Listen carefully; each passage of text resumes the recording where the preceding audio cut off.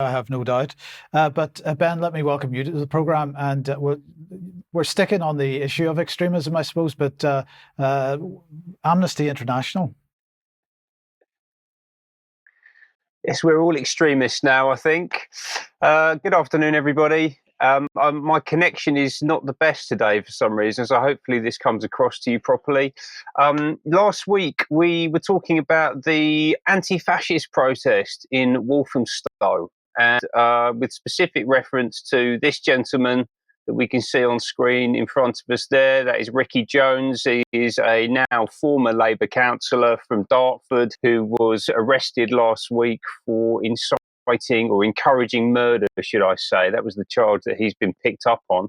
But we also noticed during the show this woman here on in the centre with an Amnesty International high-vis vest on.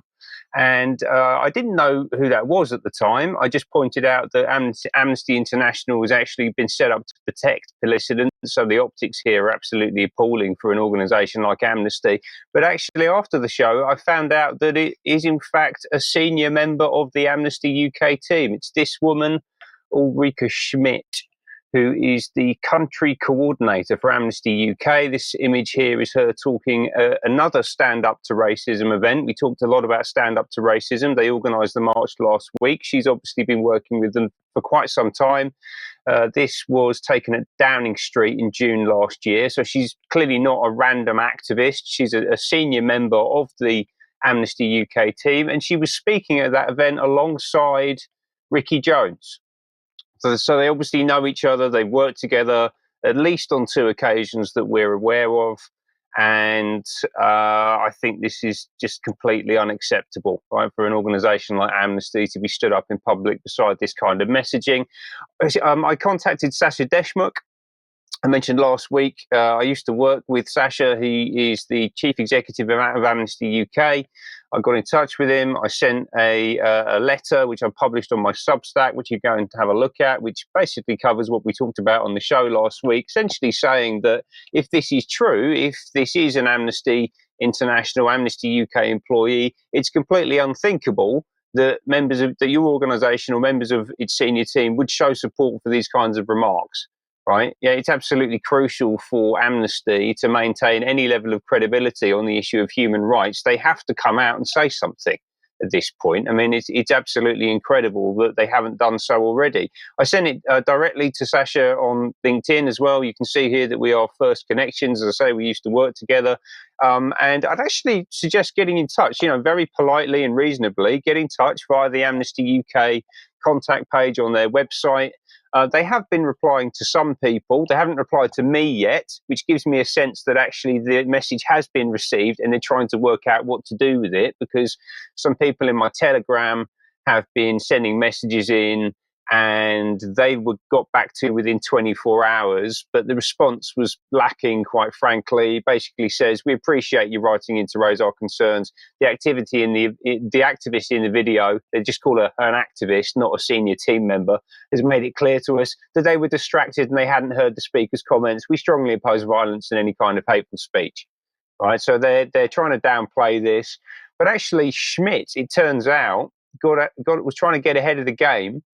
And on the 9th, which was the Friday before last week's broadcast that I made, this article had appeared. I wasn't aware of it at the time. And Schmidt has basically come out and said that she has reported a break-in attempt at her home after far-right threats. Right? And this is a really interesting development here. So Schmidt, apparently someone's tried to get into her home, so we're told. And she then goes on to say that they, the far right, are feeling humiliated because they wanted to smash up the immigration office in Walthamstow, and now they are trying to get some satisfaction. We know, apparently, that there were elements among the far right, the supposed far right, who are hardcore Nazis, and they are happy to kill, according to this article in The Guardian. Now, she doesn't provide any evidence of that or to the existence even of these people, actually. And the only talk of killing that I've heard over the past few weeks has come from the radical left, including Ricky Jones, who you were talking with, Ms. Schmidt. What this feels like is, I don't know if you're familiar with the concept of DARVO. which is deny, attack, reverse, victim, and offender. Right, so this is a tool of manipulation by narcissists, and we see this absolutely everywhere on the left at the moment. Deny it, attack the person who is accusing you, and actually reverse victim and offender. So Ricky Jones and the people stood there cheering for the encouragement to murder of political dissidents, they're the actual victims, apparently. Amnesty appears to be going along with this. They've started posting again. There was a hiatus for a week on their Twitter page, I guess, while they waited for the storm to calm down. But they've started tweeting again, but about homelessness, very warranted to talk about homelessness, but kind of beside the issue here. They've started talking about human rights issues in Iran, which hilariously contains a trigger warning because it mentions violence, which is ridiculous in the context. And then also, of course, pushing for more mass migration, right? Which ultimately is, at the root of the issues that we're dealing with here, and just a little bit more, if you want to understand a bit more about Amnesty, you should go and check out this article on the column from Patrick Henningsen from 2016, which basically explains that it's a front organization for the US State Department, which would explain quite a lot. And what else have we seen in the aftermath of these events? I think this was one of the most striking articles that I saw, actually, from The Guardian, basically taking the gloves off, I would say. There's absolutely no quarter being surrendered here from The Guardian.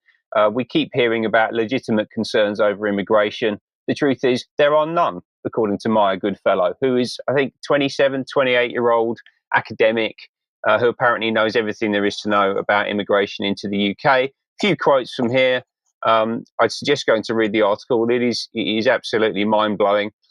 It would be a mistake to characterize the far-right riots as a cry of desperation from the poor.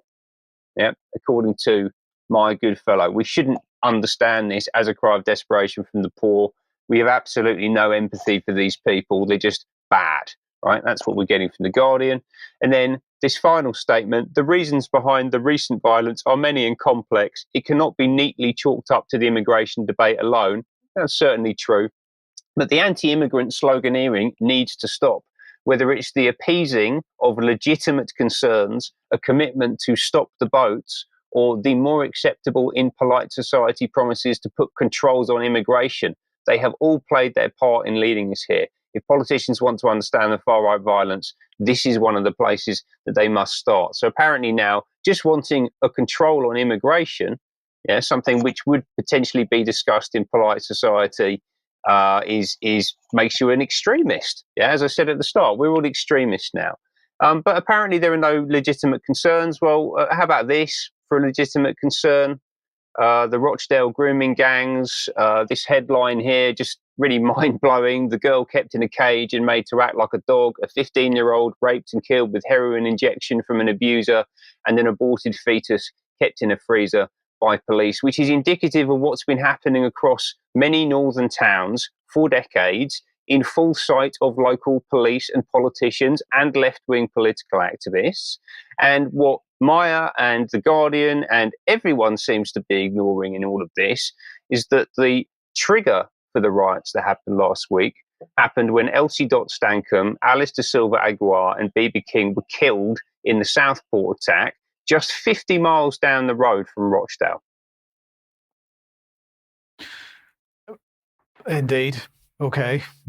Well, that's quite a somber note you leave it on there, Ben. We will undoubtedly have plenty to talk about on that and extra as well. Okay, if you like what the UK column does and you would like to support us, the place to go is support.ukcolumn.org. We do need your support, and so thank you to everybody that is supporting us. Memberships begin at £5 a month. Please act as the algorithm, because as we've mentioned, we are increasingly censored. ukcolumn.org and ukcolumnextracts.co.uk is where to go to get the information to share. You can also help us out by buying something at the UK Column shop, and that would be fantastic as well, particularly the Agenda 21 Your Life in Their Hands book, which is available still for sale there. Now, Alex, very, very briefly, interview tomorrow with, well, you'll have to explain it to us. Kalistrat Marvin Atudore, not exactly a name that trips off the tongue, a softly spoken political scientist from Romania whom I interviewed when I was in Moldova late last year. And he's talking in the first half about his understanding of US hegemony in the world since the Second World War. And in the second half, he becomes much more of a historian and a spiritual analyst. I found it particularly fascinating. He starts with Gladio, many of our viewers will know about that, and just takes it into the realm of mind space and mind wars. Thank you, Alex. A reminder of our event tickets on sale, 19th of October 2024. UK column on location in Bristol. Anybody that has bought tickets already, we will be sending you the details of the exact details of the venue very, very shortly in the next day or two. This is all about people doing stuff. So Media on Trial, that team will come together again, hopefully for that. We'll see exactly who is on that group. Hope Sussex will be there. Katie Jo will be there. Bob Moran will be there. And we will have other names in the coming days. So please join us for that if you possibly can. If you haven't got a ticket yet, they're still available on the UK Column shop. Katie Jo's festival, Freedom Music Festival, taking place 23rd to the 26th of August. This is Hope Sussex Freedom Music Festival. Do join that if you possibly can. And also, Brian and I will be speaking at the Heritage Party Conference on Saturday, the 28th of September in Reading. So details on screen, the link to get tickets and so on will be in the show notes. Hopefully you will join us for that. Lots of other speakers at that as well. So where does that take us then? Let's have a look at